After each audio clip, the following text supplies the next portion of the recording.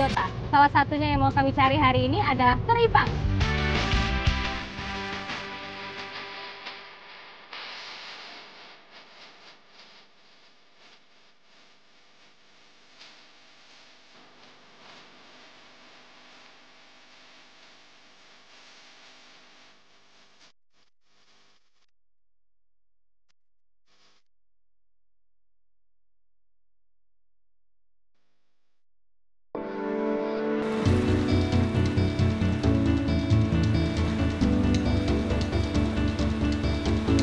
Pesisir barat Pulau Sumatera merupakan batas daratan yang langsung menghadap Samudra Hindia. Sebagai pintu masuk, pesisir barat adalah ruang interaksi hingga membentuk peradaban seperti sekarang. Gemaripah Loh Jinawi. Dengan segala keindahan dan berkah alamnya, daerah ini tak hanya menyimpan pemandangan yang memukau, tapi juga potensinya yang kaya. Inilah petualangan saya di pesisir barat Sumatera Utara. Ikuti jejak saya, jejak petualang. Dimulai dari Kabupaten Sibolga, saya akan menjelajahi kehidupan masyarakat pesisir dalam tajuk ekspedisi pesisir barat Pulau Sumatera.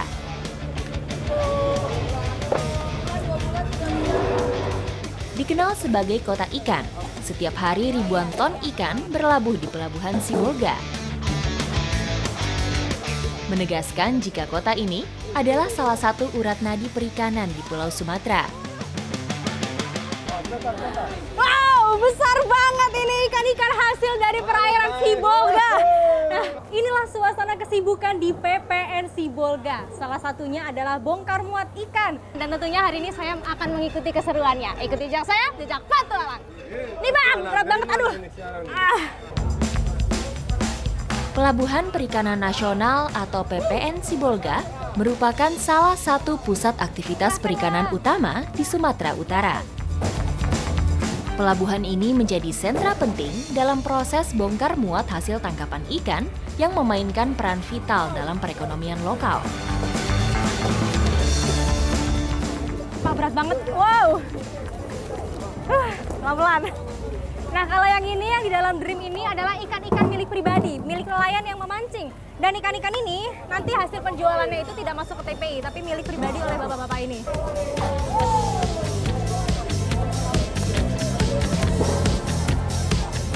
Ini yellowfin tuna nih, di sini madidiang namanya. Dan ikan-ikan ini yang banyak. Ini memang ikan-ikan target mancing, banyak ini, hampir full drumnya. Berbagai jenis ikan segar ini berlabuh di dermaga dan siap dipasarkan kembali. Nah, berbeda dari ikan-ikan milik individu tadi, kalau ikan-ikan yang berada di bak ini sebelum diperdagangkan harus diproses dulu di PPN Sibolga. Sejak tahun 2018, pelabuhan ini sudah mengoperasikan tempat pelelangan ikan yang higienis. Ini 0,9. Paling apa dia 4 derajat. 4 derajat. Maksimal. Oke. Ini berarti bagus ya. 0,6. Iya. Suhu semakin dingin semakin baik. Jadi di sini ikan-ikan yang didapat nelayan langsung dicek sama petugas TPI untuk mengetahui apakah kualitasnya bagus apa enggak. Nanti dibedakan grade A, B, C.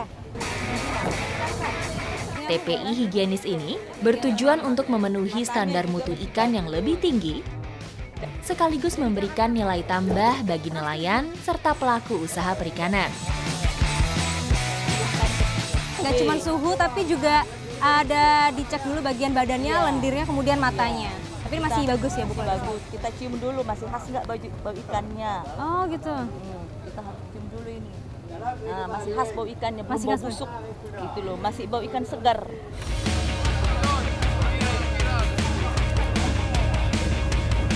Tarik. Oh, saya takut terbawa ke dalam. Serius ini berat banget. Gak kuat, Bah.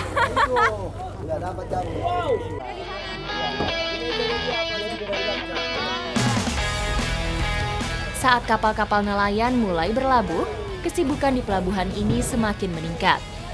Hiruk pikuk orang-orang tanpa jeda mengangkut semua ikan hasil tangkapan. Ini kalau bisa dilihat, bagian atas tutupnya itu kan kecil banget, tapi ternyata bawahnya itu luas banget. Nih, masih ada 2 ton lagi. Dan hari ini hasil dari melaut selama 20 hari totalnya adalah 20 ton. Hampir 20 ton ya? Hampir 20 ton. Itu bercampur sama ikan-ikan lain, Pak, lihat. Hasil melaut selama 20 hari. Ekspedisi pesisir barat Pulau Sumatera membawa saya ke sudut lain tempat bongkar muat ikan. Ini dia kesibukan pagi hari di pasar pelelangan ikan Jalan Balam. Di sini tuh salah satu TPI terbesar dan tradisional yang ada di Kota Sibolga. Kalau pagi-pagi setelah bongkar muat seperti ini harus segera dipindahkan supaya tetap fresh.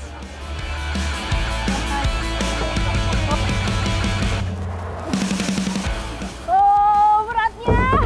Lihatlah tangkapan istimewa yang didapat. Ini adalah kerapu.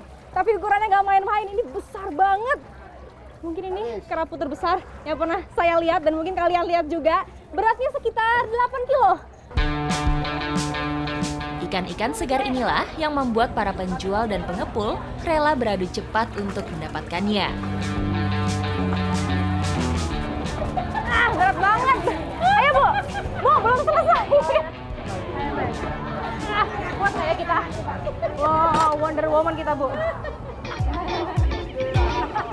Sebelum dijual, ikan-ikan diklasifikasikan berdasarkan jenis dan ukuran. Sebuah proses yang menentukan harga jual di pelelangan.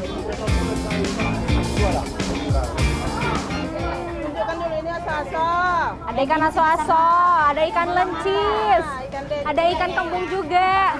Kalau di sini penyortirannya lebih spesifik lagi. Baru setelah itu akan ada proses pelelangan. Ucila, Bu. Enak semua ini ya? Enak. Benar. Oga. Setelah disortir, proses lelang mulai dibuka. Kegiatan ini berlangsung cepat dan penuh antusias.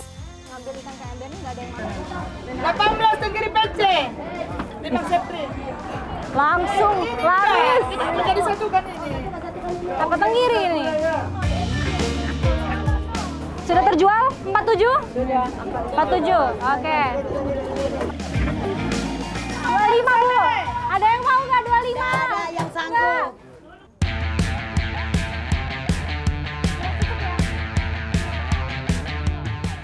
Udah siap, Pak? Oke, saya ikut ya. Ikan-ikannya udah siap untuk dijual. Berangkat, Pak. Ini sambil jalan sambil ditawar. 38 minta. 38. Boleh tidak? 45, Pak. Sejak menjadi pintu masuk perdagangan di pesisir barat Sumatera Utara ratusan tahun silam, denyut kehidupan pesisir Sibolga tidak pernah ada jeda. Terus berkembang hingga menciptakan peradaban seperti sekarang. Ini dia di pasar ikan Jalan Balam, banyak sekali jenis ikan yang dijual. Tidak hanya untuk dikonsumsi secara segar, tapi juga bisa diproduksi untuk pengawetan ikan asin. Setelah ini kita akan mengikuti prosesnya. Ikuti jejak saya, jejak satu.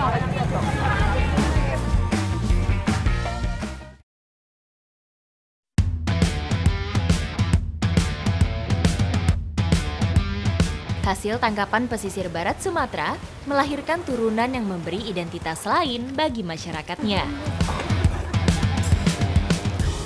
Sekarang saya bersama warga akan membawa ikan-ikan ini untuk diolah, diawetkan selanjutnya berada di home industry, tepatnya di desa Pasar Belakang. Sebentar lagi sampai. Selain kota pelabuhan, Sibolga juga dikenal sebagai salah satu pusat pengolahan ikan asin terkemuka di Indonesia. Secara turun-temurun, keahlian warganya mengawetkan hasil laut memperkuat identitas mereka sebagai masyarakat maritim.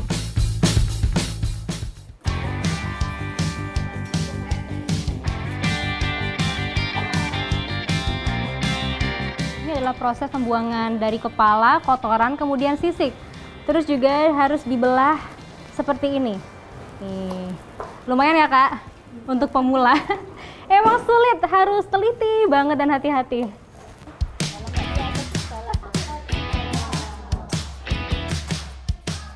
ikan-ikan yang sudah dibersihkan sekarang harus dicuci, tapi mencucinya beda nih. Lihat, kita mencucinya di sini. Oke bang, saya masuk ya. Dalam banget. Oke, boleh, masukin saya. Oke. Benar, ini ada ombak, ada ombak. Bang, ini kita gimana? Ada ombak.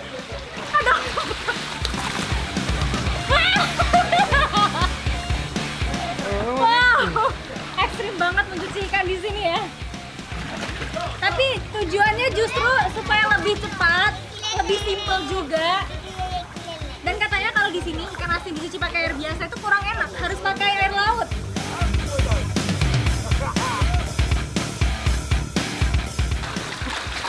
Ya, ada apa? Wow.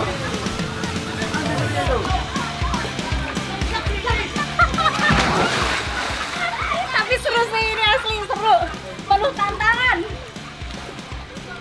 Sudah bersih? Tuhan.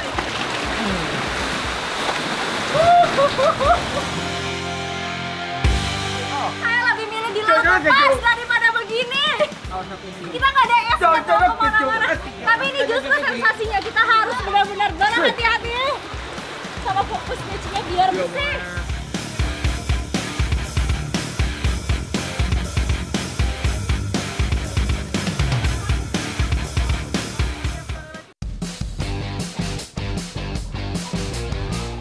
Ikan yang sudah bersih kemudian direndam dalam larutan garam atau ditaburi secara merata. Garam berfungsi sebagai pengawet alami yang mencegah pertumbuhan bakteri dan memperpanjang umur simpan ikan. Ini naburin garamnya harus merata. Caranya begini, satu layer ikan, kemudian taburi garam, nanti di atasnya tambah lagi. Makanya sekali menghasilkan ikan banyak banget satu drum ini. Setiap drum bisa menampung sekitar 1 ton ikan. Proses penggaraman dapat berlangsung selama semalaman atau bahkan beberapa hari, tergantung jenis dan ukuran ikan. Setelah garam mencair dan meresap keseluruhan, barulah ikan dapat dijemur. Katanya ibu bisa menata ikan asin ini dalam waktu 1 jam aja. Padahal penjemurannya itu panjang banget, mungkin sekitar 100 meter. Manual, pakai tangan begini. Waktu penjemuran bervariasi, tergantung cuaca dan jenis ikannya. Ada berbagai teknik pengawetan ikan di sini. Kalau yang satu ini, namanya pengawetan ikan tawar, jadi nggak diasinkan. Cuman, kita butuh waktu sekitar 3 hari sampai benar-benar kering dan awet.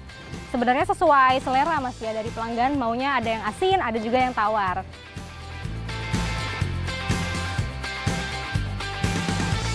Pesisir barat Sumatera Utara, kekayaan alamnya melimpah dan sangat menjanjikan. Jika diolah dengan sangat baik, maka masyarakat akan mendapat manfaatnya. Ikuti jejak saya, jejak petualang.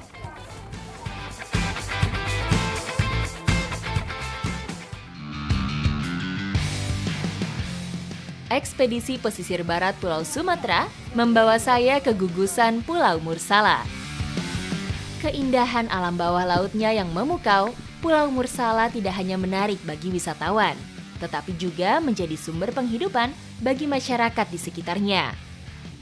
Pulau Mursala tak hanya indah pemandangan alamnya, tapi bawah lautnya pun juga menyimpan berbagai biota. Salah satunya yang mau kami cari hari ini adalah teripang. Ikuti jejak saya, jejak petualang.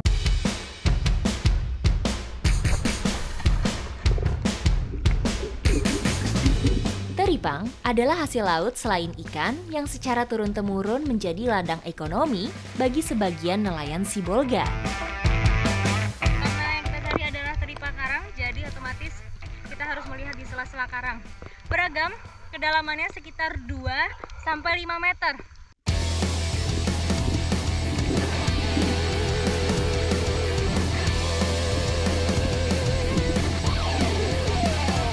Teripang memiliki nilai jual yang tinggi sehingga banyak yang memburunya meski membutuhkan nyali tinggi untuk mendapatkannya. Ini dia penampakan teripang. teripangnya.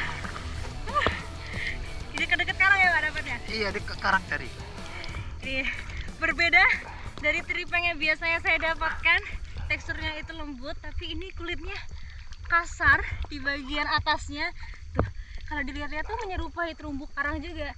Tapi justru di bagian bawahnya ini lembut sekali. Tipis gitu bagian perutnya. Mencari teripang memerlukan kemampuan menyelam, pengetahuan lokasi, dan perilakunya. Bahkan tidak jarang, teripang hidup di kedalaman air yang sulit dijangkau.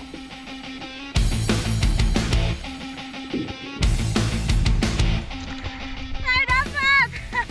Bener aja nih, saat berada di sekitar karang, dia tuh mirip banget dengan terumbu karang. Nah, teripang itu terbagi dari beberapa jenis. Kalau di sini, ini disebutnya gamat.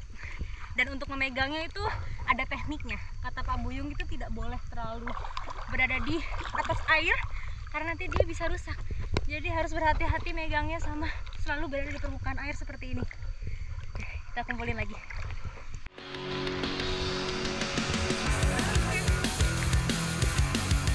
Saya bisa merasakan resiko yang biasa dihadapi oleh para pencari teripang ini saat pergerakan saya menjadi sulit karena menghadapi arus yang kuat.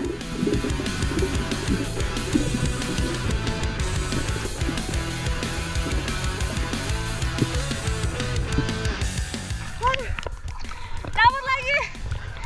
Yang kali ini cukup dalam, sekitar 5 meter.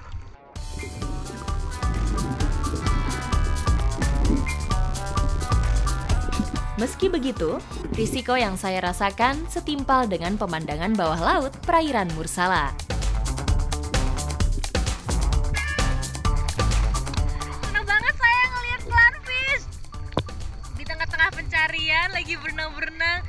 Ngelihat mereka kecil-kecil banget berenang di sekitar anemon.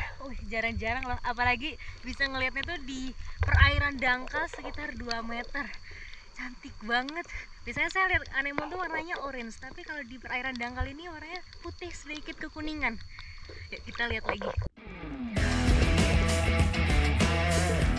Kerumunan ikan kecil di antara karang menambah daya tarik tempat ini.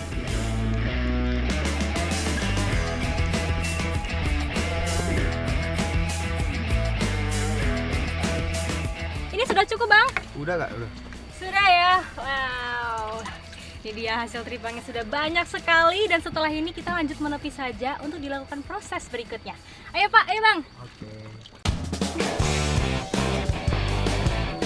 Setelah teripang terkumpul, selanjutnya dibersihkan dengan hati-hati agar tidak merusak teksturnya.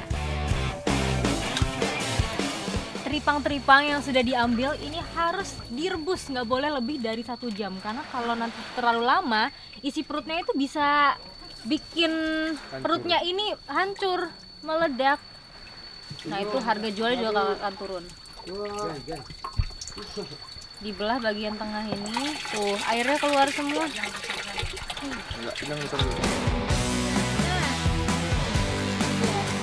Perebusan merupakan salah satu cara untuk mengawetkan teripang, karena teripang akan rusak dan tidak laku dijual jika dibiarkan terlalu lama di luar air. Perebusan teripangnya ini 1 jam lebih, ditunggu sampai nanti bentuknya itu menyusut. Perebusan juga membuat teksturnya menjadi kenyal. Nah ini setelah direbus teripangnya harus segera masuk ke proses penggaraman. Di garamnya juga di dalam ada air, kemudian nanti ditambahkan garam. Ini fungsinya supaya teripangnya tahan lama, bahkan tahannya itu bisa mencapai 10 hari. Garam memiliki kemampuan untuk mengeluarkan kandungan air dari makanan dan membunuh sejumlah bakteri penyebab pembusukan. Oleh karena itu, garam sangat efektif untuk mengawetkan bahan makanan. Teripangnya sudah siap untuk dibawa ke proses selanjutnya, yaitu penjemuran. Ayo Pak. Ayo.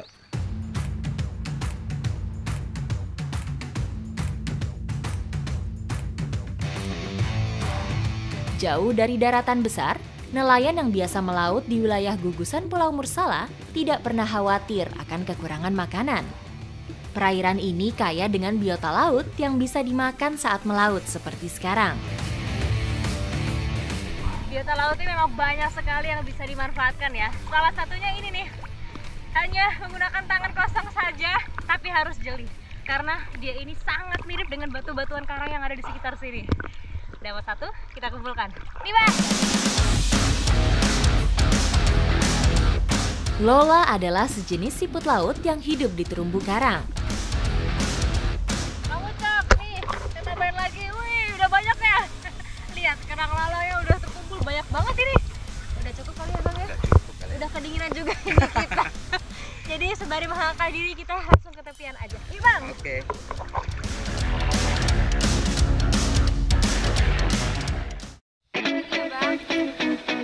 Cara mengolahnya pun cukup sederhana. Lebih aman lagi kalau ditutup bagian atasnya gitu, boleh nggak Bang? Kayak kayu ini ya. Pakai kayu. Biar panasnya itu terjaga di dalam situ.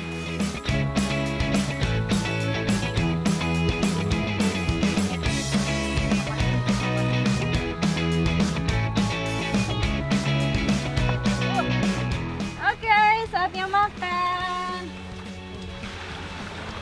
Makannya harus di spot yang tepat nih, tepatnya di sebelah pohon kelapa. Kenapa? Karena ini cara unik untuk mengeluarkan daging dari Lola ini. Gimana Bang caranya? Caranya gini loh, dia tinggal nyokok aja nyampe gitu.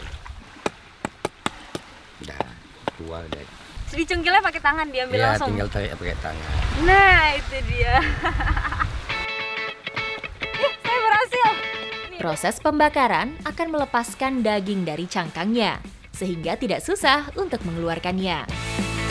Makannya juga harus teliti. Di bagian ini kotorannya harus dilepas lebih dahulu, sama ini tutupnya juga.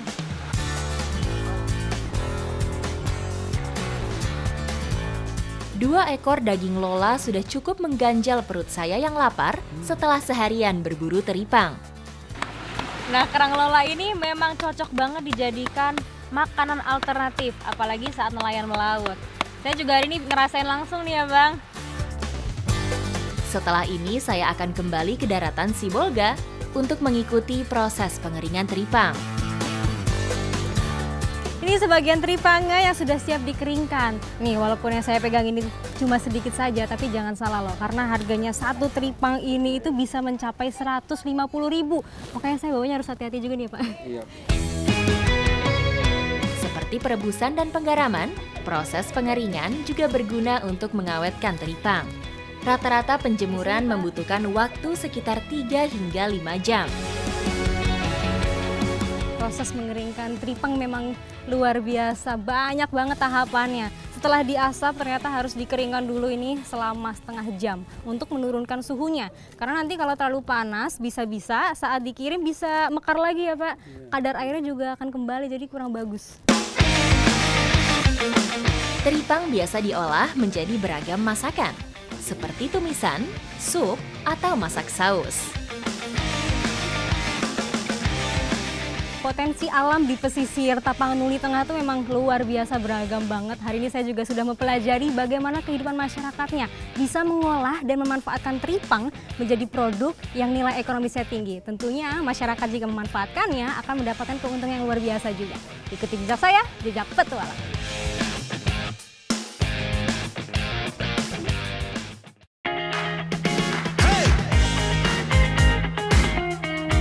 Nah, pagi ini tepatnya dini hari saya mau mengikuti aktivitas nelayan Desa Hajoran, panen ikan di Bagan. Sebentar lagi kita sampai nih. Seperti apa keseruannya? Ikuti jejak saya, jejak petualang. Dilengkapi dengan jaring, Bagan dibangun dari material bambu dan kayu. Sementara lampu yang dipasang berfungsi untuk menarik ikan masuk ke dalam jaring. Dan di sini jaringnya itu sudah mulai diangkatnya manual ini. Pak Indra lagi mengangkatnya. Namanya alatnya ini adalah kilangan, seperti katrol, dan itu harus dipijak. Kuat sekali, pasti berat itu. Semakin jaring ditarik ke atas, ikan mulai terlihat ke permukaan. Saat jaring diangkat, cahaya lampu di sekitar Bagan sengaja dikurangi untuk sementara. Tujuannya agar ikan terkonsentrasi di tengah jaring. Ini Bagan terekstrim yang pernah saya naikin, karena renggang-renggang banget. Pak Endra, tolong saya gemeteran kakinya. Proses penarikan jaring harus dilakukan dengan cepat agar ikan segera bisa diangkat dan jaring dipasang kembali.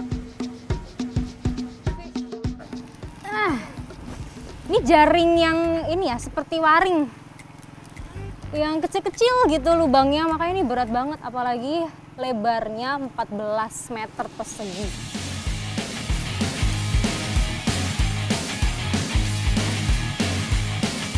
Ikan teri yang sudah masuk ke dalam jebakan kemudian diangkat dengan cara merogohnya menggunakan serokan bergagang panjang.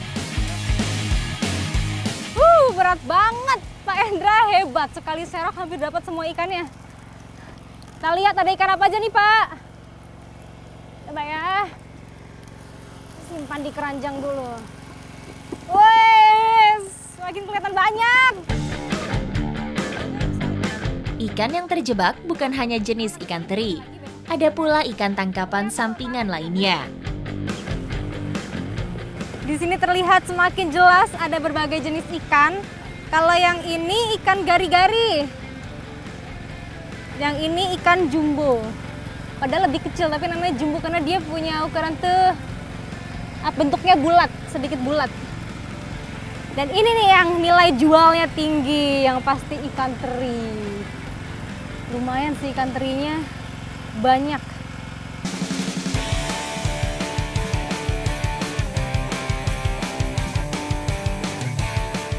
Aman sudah, ikan-ikannya sudah di perahu. Setelah ini saya juga akan menepi untuk melakukan proses berikutnya. Ikuti jejak saya, jejak petualang.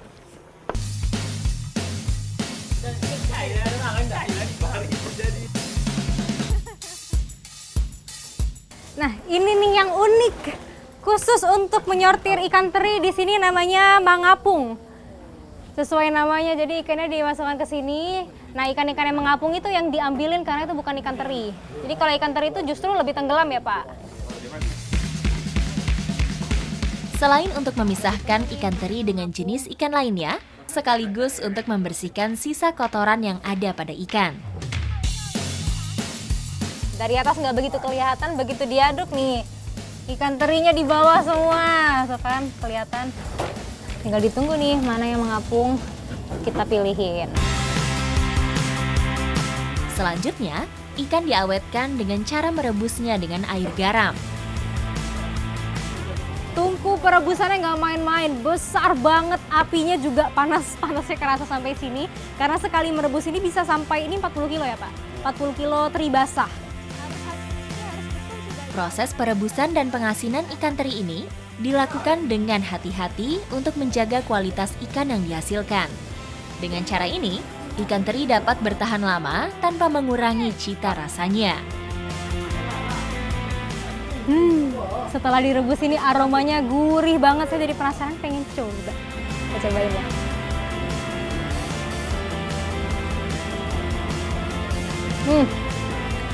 Gurih, asin.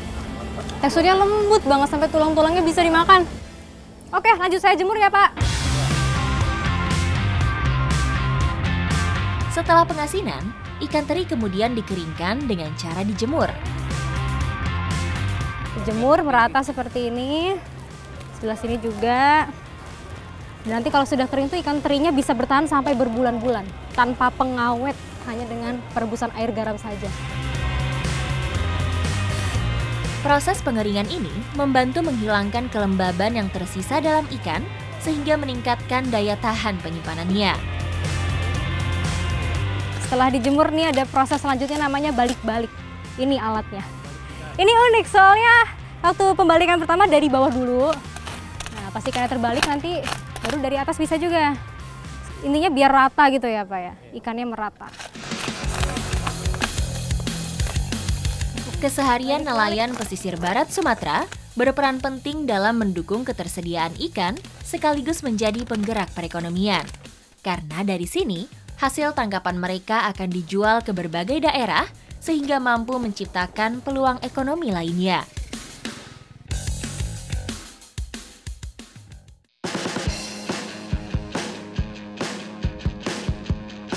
Inilah pesisir barat Sumatera Utara. teras Samudra Hindia yang kaya sumber alam, serta kearifan lokal yang elok.